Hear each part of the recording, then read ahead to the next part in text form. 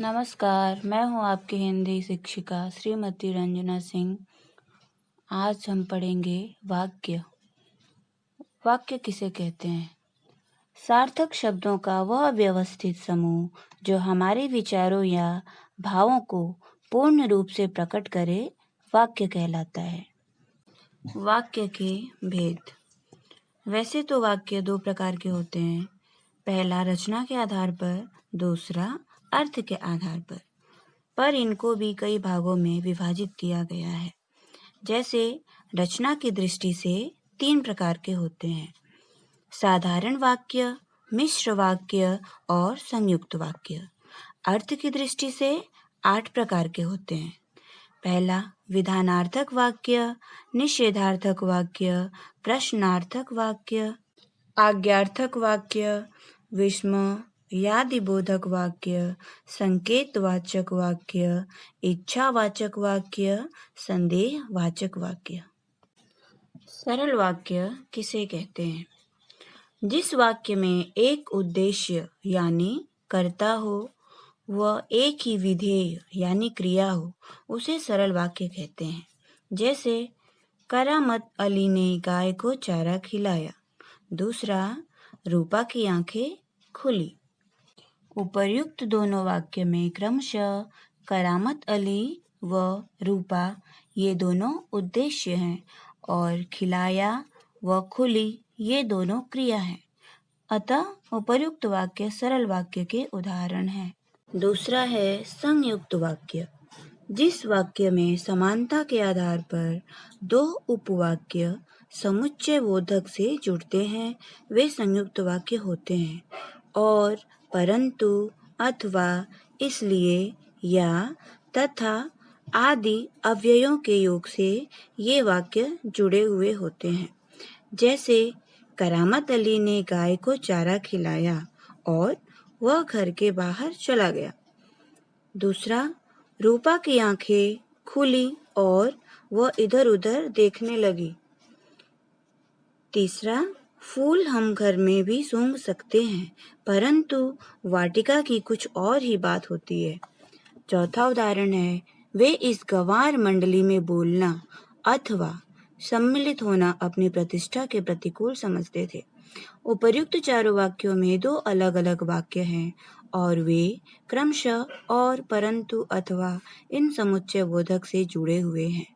अतः उपर्युक्त वाक्य संयुक्त वाक्य के उदाहरण हैं। तीसरा है मिश्रित वाक्य। जिस वाक्य में एक प्रधान उपवाक्य तथा दूसरा आश्रित उपवाक्य हो, वह मिश्र वाक्य होता है। जैसे ही करामत अली ने गाय को चारा खिलाया, वैसे ही वह घर के बाहर चला गया।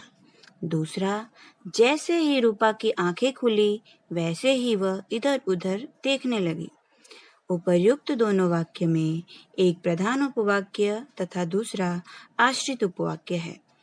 जैसे वैसे, जैसे वैसे, इन्होंने दोनों उपवाक्यों को जोड़कर एक बना दिया है। अतः उपर्युक्त वाक्य मिश्र वाक्य के उदाहरण हैं। अर्थ के आधार पर वाक्य के 8 भेद निम्नलिखित रूप में हैं। पहला है विधानार्थक वाक्य। जिस वाक्य से किसी कार्य के होने का बोध हो, उसे विधानार्थक वाक्य कहते हैं। जैसे वह वृद्धा असहाय है। दूसरा, उसने काकी का हाथ पकड़ा। रात के 11 बज गए थे। चौथा उदाहरण, मेहमानों ने भोजन किया। और पांचवा है, वह पृथ्वी पर पड़ी रहती थी। दूसरा है निषेधार्थक वाक्य। जिस वाक्य से किसी बात या कार्य के न होने का बोध हो, उसे निषेधार्थक वाक्य कहते हैं। जैसे वह वृद्धा असहाय नहीं है। दूसरा, उसने काकी का हाथ नहीं पकड़ा। तीसरा, रात के 11 नहीं बजे थे। तीसरा है प्रश्नार्थक वाक्य। जिस वाक्य से किसी प्रश्न के पूछे जाने का बोध होता है, उसे प्रश्नार्थक वाक्य कहते हैं। जैसे, क्या उन दिनों आप पर गांधी जी के व्यक्तित्व का भी कुछ प्रभाव पड़ा? दूसरा, आपका पहला उपन्यास कौन सा है? चौथा है आज्ञार्थक वाक्य। जिस वाक्य से किसी प्रकार की आज्ञा या अनुमति का बोध होता है उसे आज्ञार्थक वाक्य कहते हैं। जैसे गाय बेच दो। दूसरा, अब उस तख्त को उधर मोड़ दे। तीसरा, जल्दी जा। पांचवा है हमारा विस्मयादिबोधक वाक्य। जिस वाक्य से किसी प्रकार के विस्मय, हर्ष, दुख, आश्चर्य या घृणा आदि का बोध होता है उसे विस्मयादिबोधक वाक्य कहते हैं। पहला उदाहरण, ओह कमबख्त ने कितनी बेदर्दी से पीटा है। दूसरा, हाँ हाँ हाँ, तकल्लुफ किस बात का। तीसरा, अबे धीरे धीरे चल। छठा पॉइंट है संकेतवाचक वाक्य। जिस वाक्य से किसी प्रकार के संकेत का बोध होता है उसे संकेतवाचक वाक्य कहते हैं। जैसे यह जो तस्वीर टंगी हुई है वह उसी ने बनाई है। दूसरा है जो हम शौक से करना चाहते हैं वह इसी ने बनाई है। सातवां है इच्छावाचक वाक्य। जिस वाक्य से किसी तरह की इच्छा, आशा, शुभकामना आदि प्रकट हो वह इच्छावाचक वाक्य होता है। एग्जाम्पल, तुम विजय प्राप्त करो। दूसरा, खुदा करे तुम्हारी हर मुराद पूरी हो। लास्ट है संदेहवाचक वाक्य। जिस वाक्य से किसी बात का संदेह पता चले वह संदेहवाचक वाक्य कहलाता है। जैसे शायद कल बरसात हो। दूसरा, तुम कब तक आ चुके रहोगे। बच्चों, आपके लिए गृह कार्य है। प्रश्न, निम्नलिखित वाक्यों के अर्थ के आधार पर प्रकार पहचानिए।